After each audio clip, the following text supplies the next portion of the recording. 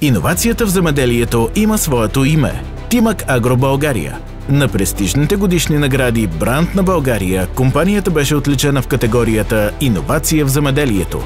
Признание за години целенасочена работа, индивидуален подход и безрезервна отдаденост. Тимак Агро България е част от международната група Ролие, организация с над 60 годишна история с водещо място в световния агросектор. Добър вечер на всички. За мен е удоволствие наистина да връча наградата тази вечер именно на вас.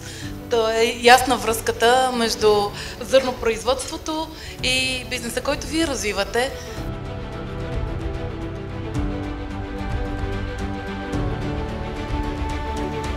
Тази награда е изключително признание и чест. И не го казвам, защото искам да казвам клишета, а защото това доказва нашите успешни 20 години на българския пазар, които са през 2025-та. И най-важното, ако трябва да опиша с една дума нашия професионален път, това е иновация. Какво разбираме ние в Тимак Агро под иновация? Това е революция. Малка или голяма, но винаги водеща към нещо ново, винаги носеща след себе си прогрес и нещо добро.